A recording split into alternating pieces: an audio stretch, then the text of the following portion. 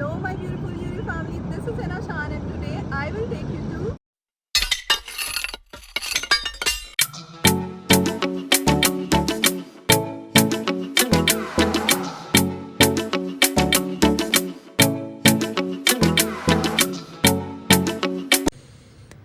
अगर कोई मुझसे पूछे कि तुम्हें कराची में सबसे ज़्यादा क्या पसंद है तो जी लिस्ट तो हमारी बहुत लंबी है, मगर इस लिस्ट में दो चीज़ें तो सरे फहरिस्त हैं। एक तो जी शाम के बाद होने वाली रात वो जगमगा उठती है कराची की रोशनियों से, जो कराची की रात को रात रहने नहीं देती। यहाँ पे एक्चुअली होती है कराची वालों की सुबह। और दूसरी कराची की शामें, बादलों से ढका हुआ आसमान और मदम होती रोशनी।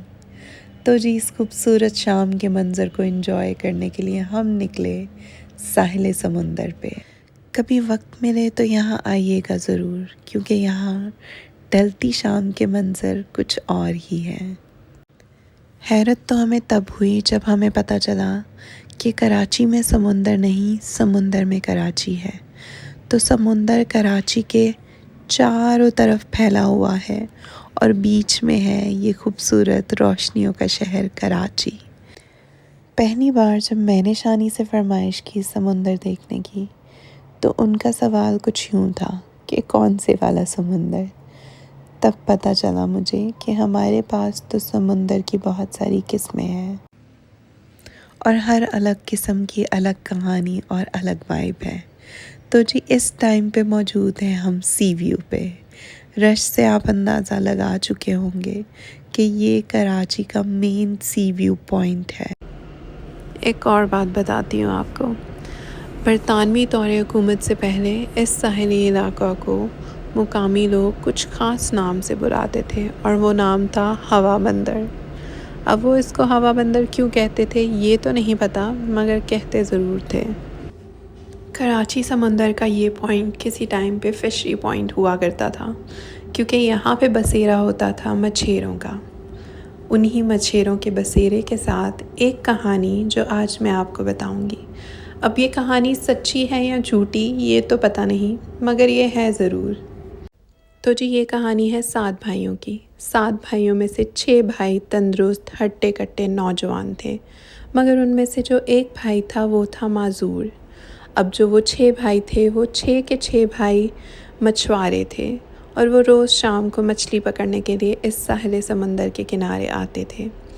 अब उनमें से जो एक भाई था वो अक्सर घर पे रहता था, मगर कभी कभार ज़िद करके वो भी अपने भाइयों के साथ मछली पकड़ने चला जाता था। अब एक दिन क्या हुआ, वो भाई सारे के सारे मछली पकड़ने गए, मगर मौजूर भाई घर पे रहा। उस दिन भी उसने हमेशा की तरह बहुत ज़िद की कि मैं भी साथ चलूँगा, मगर बाकी के भाइयों ने मना किया कि आज तुम घर पे रहो, आज मौसम कुछ अच्छा नहीं लग रहा। उस टाइम पे ये साहिली इलाका बहुत मशहूर था मछलियाँ पकड़ने के लिए और समुद्री जानवरों की प्रेजेंस के लिए। इस इलाके में एक बड़ा सा मगरमच्छ भी रहता था जिससे सब डरते थे। अब उस दिन तूफ़ान का मौसम भी था, मौसम भी अच्छा नहीं था और कुछ हालात भी अच्छे नहीं थे। जब वो 6 के 6 भाई समुंदर की गहराइयों में जाल बिछाने के लिए कश्ती में बैठे, तो क्या हुआ, किनारे से कुछ दूर आगे जाते ही एक बड़े से मगरमच्छ ने उन पे अटैक किया। वो मगरमच्छ इतना ख़तरनाक था कि सारे डरते थे उनसे। जैसे ही मगरमच्छ ने उन पे अटैक किया वो बौखला गए और एक के बाद एक 6 के 6 भाइयों ने समंदर में छलांग लगा दी। उनमें से 3 भाइयों को मगरमच्छ खाने में कामयाब हुआ और 3 भाई डूब के मर गए। अब वो 7वां भाई जो घर पे था उसने इंतकाम लेने के लिए एक बड़ा सा जाल बनवाया।